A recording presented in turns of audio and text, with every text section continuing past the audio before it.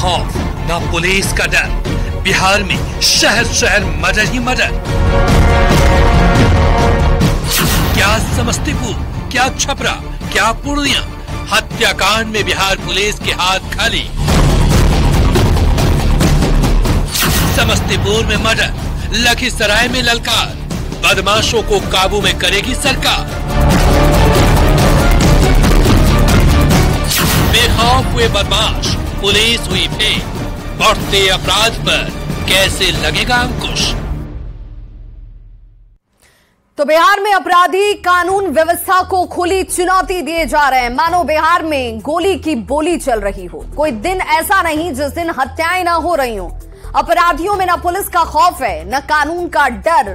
बेखौफ अपराधी दिन दहाड़े लोगों को गोलियों से भून रहे हैं और पुलिस को खुली चुनौती दे रहे हैं। बढ़ते अपराध से लोगों के बीच दहशत है। राज्य में अपराधियों और माफियाओं का दुस्साहस मानो चरम पर है।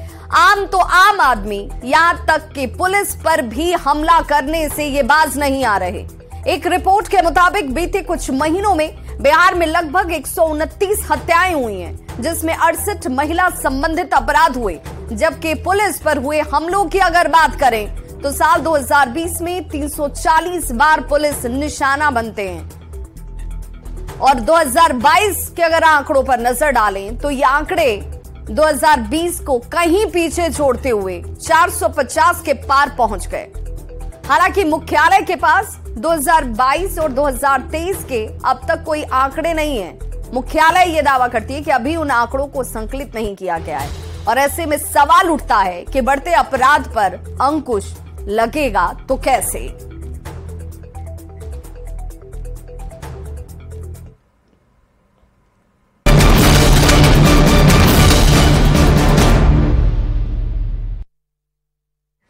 तो पूर्णिया से बड़ी खबर, जहां पर महिला की गोली मारकर हत्या कर दी गई है। 3 अपराधियों ने महिला को निशाना बनाया और उससे गोलियां दाग दी। जलालगढ़ जा रही थी ये महिला, जिस दौरान इसे निशाना बनाया गया। हालांकि इस हत्या के पीछे की असल वजह क्या है, इसका खुलासा अभी तक नहीं हुआ है।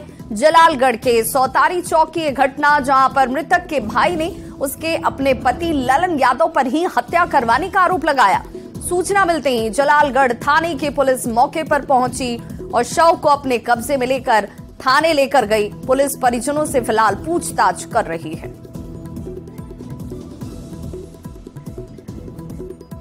वहीं बड़ी खबर गोपालगंज से, जहां पर शराब बेचने का विरोध करने पर युवक की चाकू घोंपकर हत्या कर दी गई है। घटना मीरगंज थाना क्षेत्र के खुशी दयाल झापर गांव की, जहां पर मृतक बच्चन चौहान का 25 साल का बेटा सुड्डू चौहान बताया जा रहा है। घटना के बाद पुलिस ने एक आरोपी शंकर चौहान को गिरफ्तार कर लिया। शव को कब्जे में लेकर पोस्टमार्टम के लिए सदर अस्पताल भेजा गया। कहा जा रहा है कि सुड्डू चौहान की शराब धंधेबाज शंकर चौहान से शराब नहीं बेचने को लेकर कहासुनी हुई थी और बढ़ते बढ़ते ये कहासुनी मारपीट में तब्दील हो गई। इसी दौरान पड़ोसियों ने चाकू निकालकर हमला कर दिया, जिससे युवक गंभीर रूप से जख्मी हुआ और घटना स्थल पर ही उसकी मौत हो जाती है। घटना के बाद आरोपी घर छोड़कर फरार बताए जा रहे हैं। शंकर चौहान और शंभू चौहान दारू का धंधा करते थे और वो हमारा लड़का विरोध करता था। ऐसे में पहले विरोध करने के कारण उनका घर के 2 औरत और शंभू चौहान और शंकर चौहान चाकू लेकर आए। हमारा लड़का को चाकू गर्दन पर मार दिया, हमारा लड़का मर गया है ना। उसके बाद हमने पहले भैया गोपालगंज पहले भैया सदर हॉस्पिटल में लेकर लाश आए हैं पोस्टमार्टम के लिए। वहीं बड़ी खबर बगहा से आ रही है, जहां पर पीट कर युवक की हत्या कर दी गई है। बाइक से धक्का लगने पर युवक को जमकर पीटा जाता है, जिससे उसकी मौत हो गई है। कैलाश नगर का रहने वाला विनोद बिन बताया जा रहा है, जिसकी हत्या हुई है। पटखौली थाना क्षेत्र की इस घटना के बाद इलाके में सनसनी मच गई। तो देखिए, मामूली विवाद में कैसे लोग हत्या करने पर उतारू हो जा रहे हैं। पटखौली थाना की ये घटना, जहां पर सिर्फ एक विवाद होता है धक्का लगने को लेकर और पीट कर एक युवक की जान ले ली जाती है। बिहार में बढ़ते अपराध को लेकर सियासत लगातार जारी है। खास तौर पर अब सवाल उठने लगे हैं कि आखिर सरकार अपराध पर लगाम क्यों नहीं लगा पा रही। इस मामले पर जहां बीजेपी सरकार पर हमलावर है, तो सत्ता पक्ष किसी भी आपराधिक घटना के बाद की जा रही कानूनी कार्रवाई की बात कह रही है। बिहार पुलिस की कार्यशैली कैसी है, या नीतीश कुमार जो खुद गृह मंत्री हैं उनकी कोई पकड़ गृह मंत्रालय पे है कि नहीं है। बिहार की जनता परेशान है। प्रतिदिन ऐसा कोई भी दिन नहीं है जिस दिन बिहार से और बिहार के किसी भी जिले से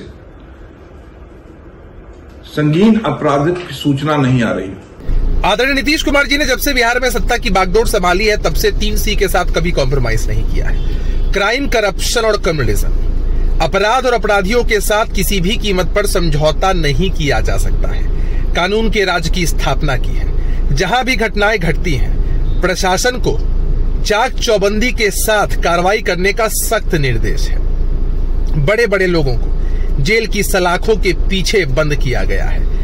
महागठबंधन की सरकार में, नीतीश तेजस्वी की सरकार में लगातार अपराध में कमी आ रही है, लेकिन जो भी अपराधी कुछ घटना को अंजाम देने का दुस्साहस कर रहे हैं उसके मनोबल को कुचल दिया जा रहा है और अपराधियों के हौसले पस्त कर दिए गए हैं। बिहार में अगर अपराध कोई करेगा तो वो बच नहीं सकता है। यहाँ कानून का राज स्थापित है।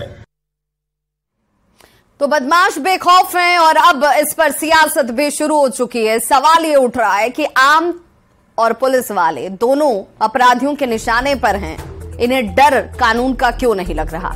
बीते कुछ महीने के दौरान बिहार में जो अपराध की घटनाएं हुई उसका अगर अध्ययन किया जाए, उसे अगर बारीक देखा जाए तो ये बात सामने निकल कर आई कि पिछले कुछ महीनों के दौरान बिहार में लगभग 129 हत्या की घटनाएं सामने आ चुकी हैं। 68 महिला संबंधित अपराध के साथ लूट और अपहरण की बात कर लें तो 44 वारदात पटना, जो कि राजधानी है, जहां पर सभी हुक्मरान बैठते हैं, सरकार बैठती है, वहां पर घट चुकी है। हमारे सहयोगी संजय हमारे साथ और अमित हमारे साथ इस वक्त जुड़ चुके हैं।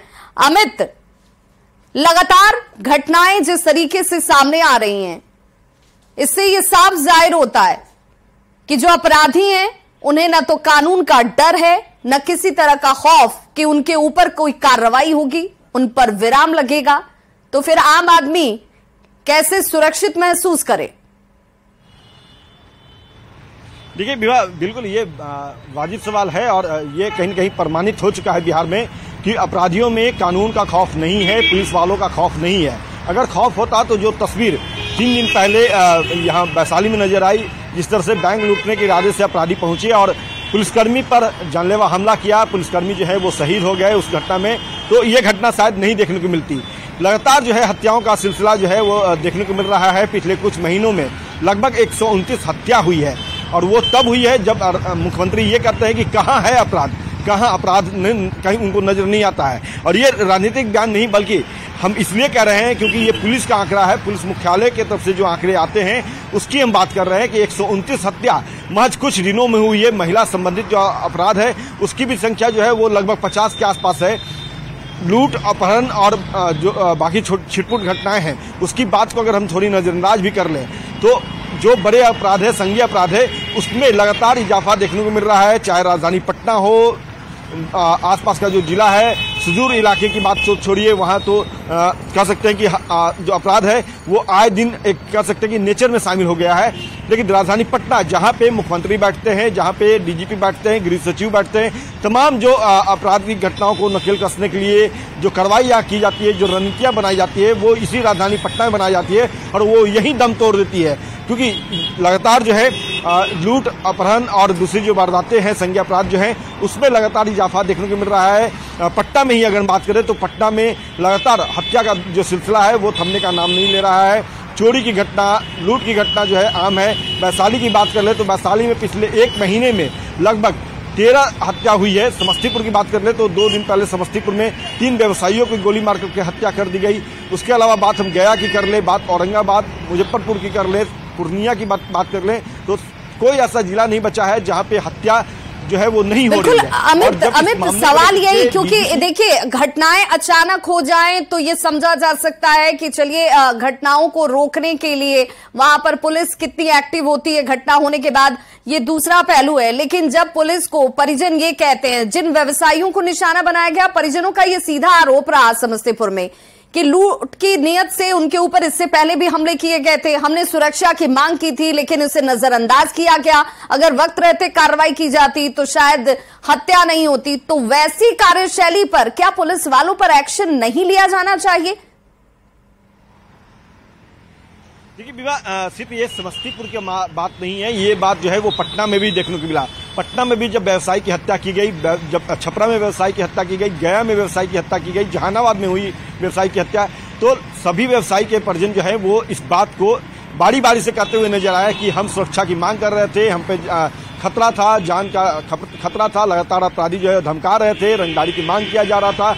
और इसकी गुहार जब हम पुलिस के आला अफसरान से लगाए तो वो नजरअंदाज कर दिए। तो कहीं नहीं कह सकते हैं कि एक तरफ अपराधियों पर नकेल कसने में नाकामयाब हो रही है बिहार पुलिस, दूसरी तरफ जब व्यवसायी हो या आम लोग जब सुरक्षा की गुहार लगाते हैं तो उसे भी नजरअंदाज किया जाता है। और यही वजह है कि कहीं न कहीं अपराधियों का मनोबल जो है वो बढ़ रहा है। बिल्कुल अमित, क्या सत्ता पक्ष सिर्फ इस बात को कहकर किनारा कर सकता है क्या कि राजनीति इस पर की जा रही है, विपक्ष राजनीति कर रहा है? सवाल तो आम आदमी भी ये पूछ रहा है ना भाई कि हम सुरक्षित महसूस कैसे करें? घटनाओं पर विराम लगाइए, घटनाओं को लेकर जो संख्या है, जो गणना है, एक एक करके हम इसे 129 गिनते हैं, 448 गिनते हैं, बहुत दुखद पहलू है। अगर घटनाएं नहीं होंगी तो विपक्ष को मौका नहीं मिलेगा सवाल उठाने का, तो घटनाओं पर विराम कैसे लगेगी? देखिए विवाह, ये विपक्ष के जो पॉलिटिक्स है या सत्ता पक्ष का जो दलील है उससे हम थोड़ी देर के लिए नजरअंदाज कर रहे हैं। सही बात है कि राजनीति जो है जब वारदात होती है तभी विपक्ष राजनीति करता है, सत्ता पक्ष जो है अपनी जो है सरकार की कहीं न कहीं नाकामियों को छुपाता है अपने बयान के माध्यम से। लेकिन जो बात हम कह रहे हैं विवाह, वो प्रमाणित है। आए दिन जब हम पुलिस मुख्यालय जाते हैं तो वहां पे फरियादियों की लंबी कतार नजर आती है। रजिस्टर जो होता है, एंट्री जो किया जाता है, जब फरियादी आते हैं वो अपना नाम, पता, मोबाइल नंबर लिखते हैं, तो उसकी संख्या लगभग 100 के पार रोजाना पहुंच रही है। तो समझा जा सकता है कि रोज अगर 100 के आसपास जो लोग हैं वो पुलिस मुख्यालय में आपराधिक घटनाओं के खिलाफ पहुंच रहे हैं, उनके ऊपर जो कह सकते हैं कि हत्या जो उनके परिजनों का किया जा रहा है, रंगदारी की मांग जिस तरह से की जा रही है, जिस तरह से अपहरण की घटनाएं हो रही है, और उन शिकायतों को लेकर के जब जिले में नहीं सुने जाते हैं तब वो मुख्यालय पहुंचते हैं और उसकी संख्या 100 के आसपास है, तो सहज समझा जा सकता है कि लोग किस तरह से त्रस्त हैं। ये बिगड़ी कानून व्यवस्था को पटरी पर लाने के लिए लगातार मीटिंग जरूर की जाती है, वीडियो कॉन्फ्रेंसिंग किया जाता है और ये दावा किया जाता है विवाह, उन खबरों को भी हम दिखाते हैं कि अब अपराध रोकने के लिए हमने ये रणनीति बना ली है, हमने ये पहल कर दिया है। लेकिन उन रणनीति और उन पहल समीक्षात्मक बैठकें कई बार हमने देखी, कई रणनीतियां बनाई गई, लेकिन उन रणनीतियों को जमीन पर उतरते ऐसे आपराधिक तत्वों पर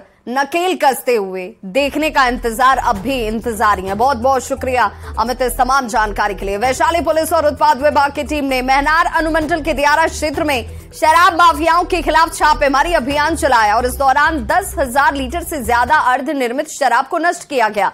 कार्रवाई की ये तस्वीरें इस वक्त आप अपनी टीवी स्क्रीन पर देख पा रहे होंगे, जहां पर सैकड़ों लीटर तैयार चुलाई देसी शराब को नष्ट किया गया। इस दौरान छापेमारी अभियान में 9 शराब भट्टियों को ध्वस्त किया गया। हालांकि जो यहाँ उत्पाद विभाग की टीम पहुंची थी उन्होंने सीधे तौर पर कहा कि ये अभियान लगातार जारी रहेंगे और इन बियर्ड इलाकों में, दूर दराज वाले इलाकों में जो अब तक सेफ जोन के तौर पर शराब तस्करों की तरफ से इस्तेमाल किया जा रहा था, अब उन तक भी हम पहुंच रहे हैं और उन पर भी नकेल कसी जा रही है। शराब बनने की शिकायत प्राप्त हो रही है, उसमें आज बृहद अभियान किया गया जिसमें एक्साइज की टीम, प्रशासन और पुलिस सम्मिलित रूप से छापेमारी की, जिसमें 9 शराब भट्टियों को विनष्ट किया गया। करीबन 10,000 लीटर अर्धनिर्मित शराब था वो भी नष्ट किया गया और उसमें निर्मित शराब भी था जिसे भी नष्ट किया गया। ये अभियान सुबह से ही चल रहा था।